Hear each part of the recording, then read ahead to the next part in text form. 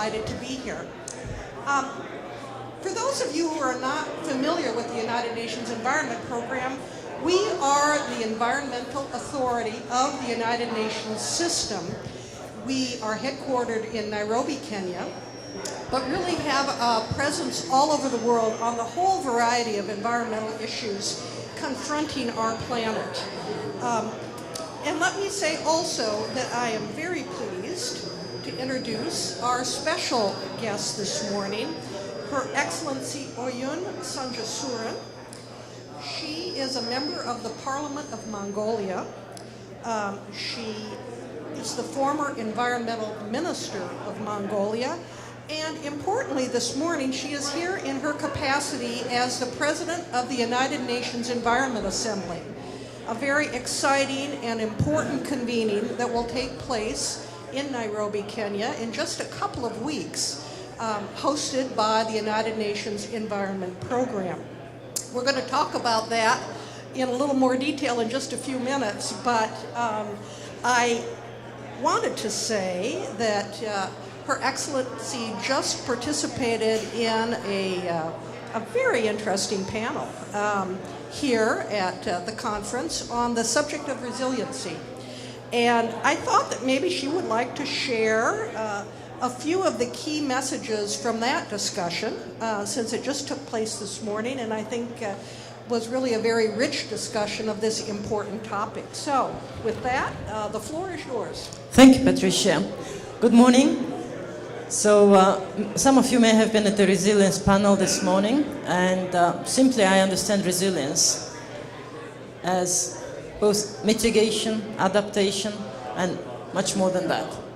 So, I like the one of the panelists describing that, of course, we have more and more natural disasters, and we have to make ourselves less vulnerable and prepare for those risks. But rather than fighting disasters, we have also to concentrate how to fight risks as well, how to manage risks. And it's very exciting to see, that the real action is taking place in the last 5 months since the Paris Agreement, and UNEP, United Nations Environment Program, is playing its very important role. And as you mentioned, United Nations Environment Assembly, which is the governing body of UNEP, which now has a universal UN membership, which means that all the UN member countries represented by their environment ministers, gather every 2 years for the Environment Assembly and discuss the main priorities with regards to the environment and the planet's health. Great. Well, I would like to get into a little bit more detail about the United Nations Environment Assembly. It is quite a gathering with all of the environmental ministers of the world being invited to participate. And in addition to that, who else is likely to be attending? Well, it's not only environment ministers. It's everybody who has some interest in environment. So, private sector, major groups and stakeholders. We're expecting more than 200 to participate. We have scientists and research people, international organizations. So at this stage we have 1,500 registered from all across the sphere. And it's going to be a very rich week. Ministerial dialogues on the theme of healthy planet, healthy environment. But also we're going to have a big biodiversity day, multi-stakeholder platform, forum of all the NGOs, and also we're going to have science policy forum. We're going to have private sector getting involved with what we call Sustainable Expo. So we're going to have a lot of side events as well. So basically, what is happening that week in Nairobi is that both government, but also non-government, private sector people will be discussing the environmental priorities of the world and setting the global environmental agenda. So it will be very interesting, and it's not only on the policies, but it's a lot of solutions and actions that will be presented. We've heard over and over at this conference how important the private sector and NGOs and non-governmental actors are in addressing climate issues. Would you say that that's the same for participation in other environmental issues as well. And do you think that it's important that they be at Absolutely. UNEA? Of course, one of the main sessions that private sector will be participating is financing for sustainable development. So one would have thought, organizations like UNEP, which has to deal with the environmental policies, has been very actively engaged trying to come up with the designing of the new financial system for sustainable development. And that's because, well, of course, banks and financial institutions, investors have been also very active, but usually they're very conservative bunch of conservative industry, isn't it?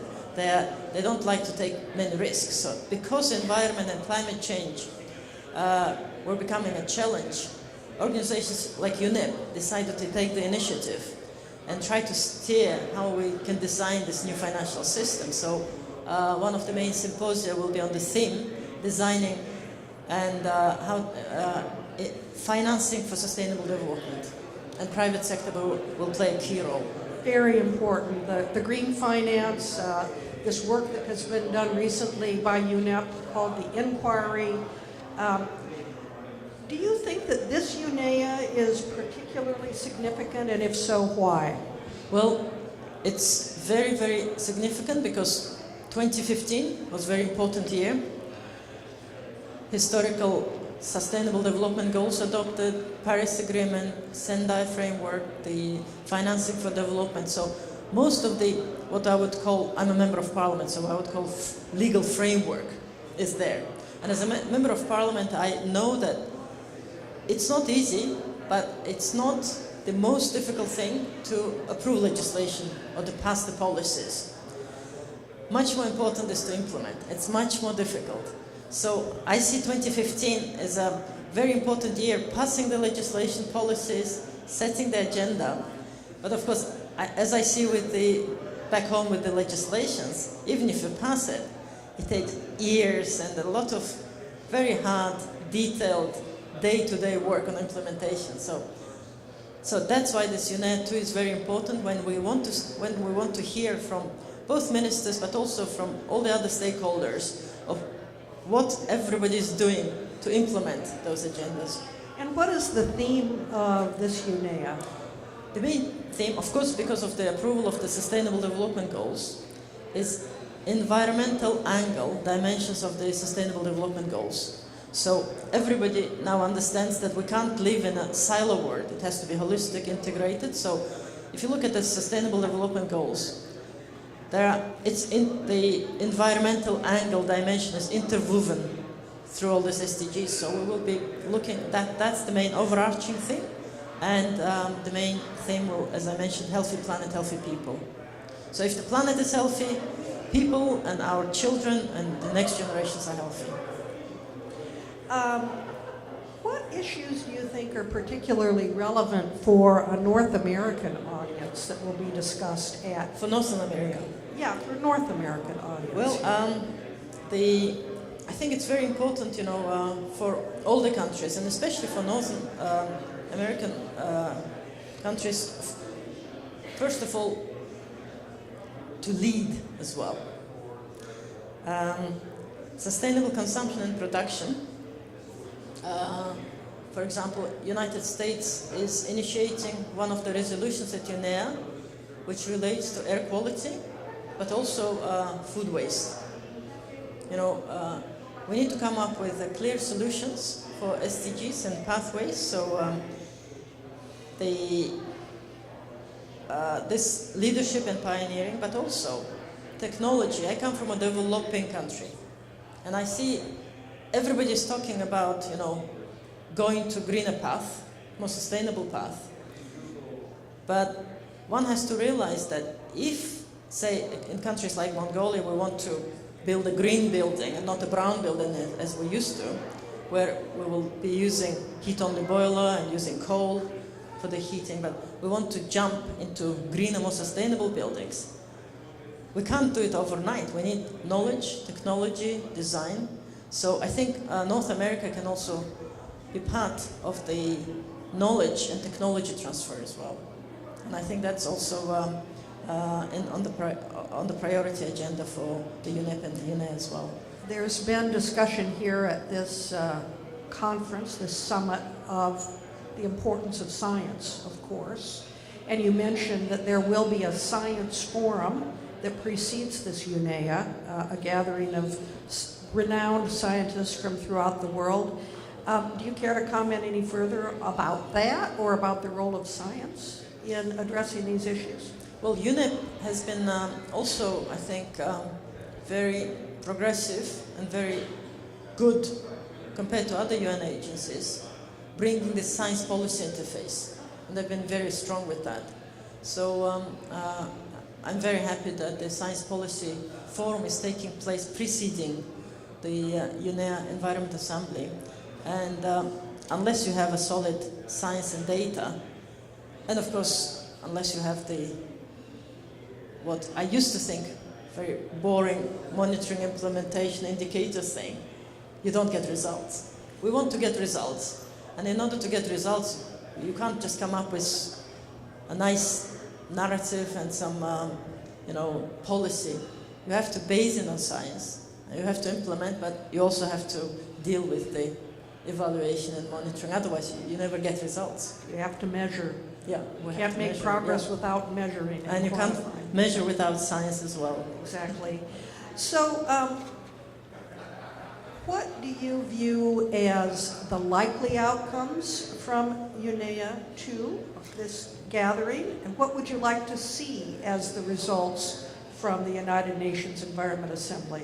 Well, there will be very concrete resolutions and decisions that will be approved by ministers, so there will be a priority for environment program of United Nations for the next 2 years, also for the countries in the regions as well, because we are setting the priorities. Also, UNEA will be approving the next 4-year strategy for UNEP.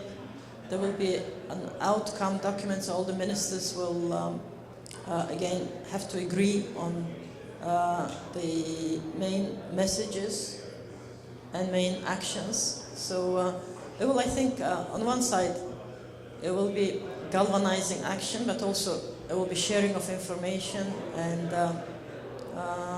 those resolutions have to be implemented afterwards as well. Mobilizing action, indeed. Well, what are the dates?